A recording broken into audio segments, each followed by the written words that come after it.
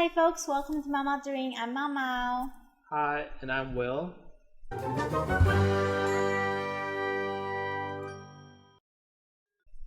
Do you know what we're going to talk about today? Yep. qisi, is that right? Yeah. Do you know what is that? qisi, I know 吃 is to eat, so does that have to do with food? No, that's how I know you didn't watch my 知识 episode. Eat is 吃, not 吃. It's different. I definitely watch your videos, it's just that you just have so many of them. No, it's okay, never mind. So, Qixi is traditional Chinese Valentine's Day, and it's coming soon this Tuesday, which is tomorrow, August 25th this year. Wait. So, there's another one? I thought we celebrated recently. It was on May. No? I know what you're talking about. That's May 20th. That's the difference to this modern Chinese Valentine's Day. So, 5, 5 sounds like 我 means I. 2, 2 sounds like I means love. 0, 0 sounds like 您 means you. I actually don't know who invented this holiday, definitely some like netizens, but all the young generations love to celebrate this holiday today.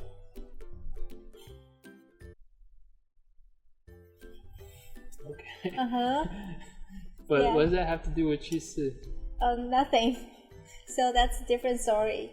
Qixi is a much longer story, and it's actually a romantic mythology associated with Qixi. Tell me more. Of course. So once upon a time, there were loving fairy god couples in heaven, Vega and Altair. However, gods are forbidden to fall in love.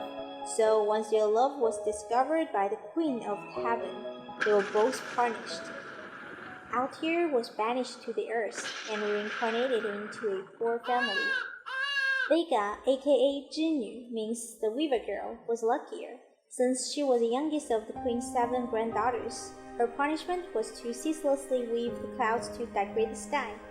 Many years later, on the earth, the reincarnated Altair was having a really tough life as a teenage farmer named Niu Lang. Niu means cattle.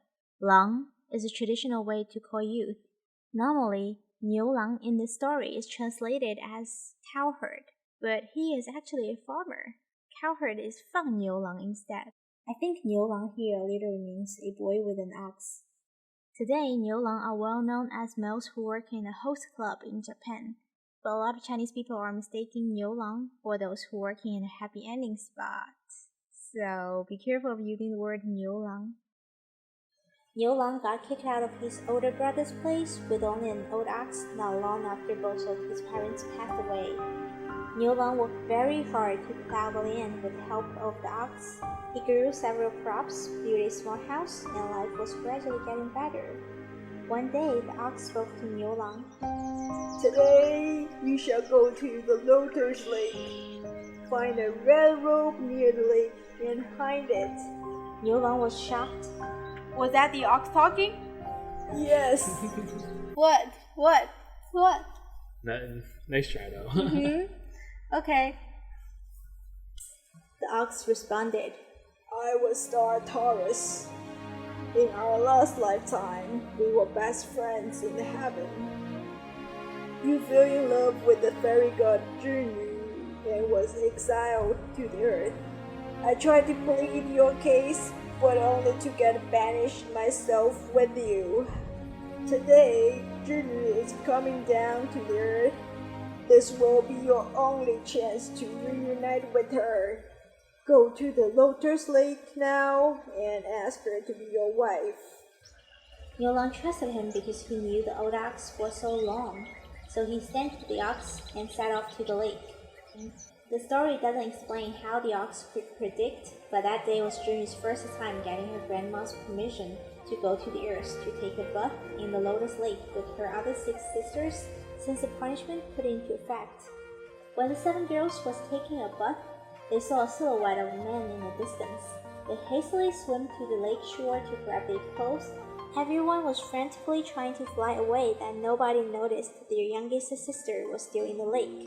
Because Junyu couldn't find her rope, she had to stay in the water. At that time, Niulang came out of nowhere and told Junyu he would give her rope back to her only if she promised to be his wife. The moment Junyu saw this young man, she recognized him. He was her Altair. By the way, 1 Earth year equals to 1 Heaven day in Chinese mythology, so for Junyu, it was less than 1 month since she separated from Altair. Junyu almost agreed at once. The couple got married and gave birth to 2 kids. Junyu wove the cottons to make everyone nice and warm clothes, while Niulang plowed the land to produce a family with sufficient food. They happily lived in their little house with the old ox for several years, until one day, the queen found her granddaughter never came back to the heaven after the birth. She was furious and ordered her followers to take Junyu back. At the same time, the old ox was at his last gasp. "I'm dying soon," he told Niulang. "After I died, please use my skin to make yourself a pair of shoes. They can bring you to the heaven. You will need them soon." Niulang doesn't know what that meant until several days later, a small heavenly troop broke into his house and took Junyu away. Niulang was devastated. Remembering the ox words, he put their 2 kids into 2 baskets, carried them with a shoulder pole, and then put on the ox skin shoes. It worked. They flied up. Niulang tried his best to run to his wife. When he was just about to catch her, the queen showed up. She took off her hairpin, threw it into the galaxy, and created a silver river between them. Silver means yin, river means he. Yin-he is the Milky Way, but Milky Way doesn't make sense in the story, so I just call Milky Way the Silver River. The 2 lovers couldn't do anything but cry at the 2 ends of the Silver River. Their love story touched the magpies. Millions of magpies flying into the galaxy, hovered over the river and built a bridge using their own bodies. Seeing this scene, the queen finally convinced and gave permission to let Niulang and Junyu meet on the magpie bridge once a year. So that's how we have Qixi. Qi means 7, Qi means night. Qixi means the night of July 7th on lunar calendar. And we gaze at the stars to witness the reunion of these 2 gods. Oh. So do these 2 stars actually align in some point? That's good question. Actually, they don't. They're both stars, and they have their own trajectories. The distance between these 2 stars are 16 light years, so they will never align with each other. Wait, so that mythology would be completely invalid because they're not even close to each other. Why don't they just use 2 stars that actually do align with each other? That's a good point. So that was not always a love story. It developed little by little. I think the earliest record about the Altair and Vega was in the Book of Odes, written in the Zhou Dynasty. In this book, the author only characterized Vega as a weaver girl and Altair as a cowherd. So, hundreds of years later, a poet, Liu An, got inspired by the first ode, and he wrote another poem to express sadness between the weaver girl and the cowherd because they couldn't cross the Silver River to meet each other. After that, people start to add more and more details to the story. Until Liang Dynasty, a novelist called Yin Yun completed the story. That's it. So why July 7th? Nowhere does it mention that date anywhere. Yes, actually, Qixi was derived from Qi Festival. Qi means bag, and Qiao means ingenious or good skills. According to the record, the earliest convention was held in the Han Dynasty. On July 7th of the lunar calendar, maids in the imperial palace held events to thread needles on the moonlight, which I guess was like a competition. And later on, girls outside of the palace started to follow the trend and do the same thing. Since early July of the lunar calendar falls at the beginning of the fall season. Girls needed to get ready to sew clothes for their families.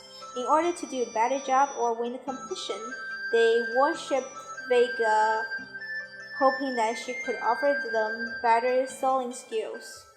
So the love story of Vega plus the idea that better sewing skills can improve girls' chances to find better husbands add more romantic feel to this festival, which just gradually turned the Qixi Festival into Valentine's Day, which is known as Qixi now. So it just sounds like girls are just trying to find another reason to celebrate Valentine's Day then. Yeah, but I mean, women are just more romantic than men. Not all the time. Like, how would you even celebrate Qixi? Today, a nice dinner, a bouquet of roses, a surprise gifts, I think are all good choices. So technically, another Valentine's Day then. Yes.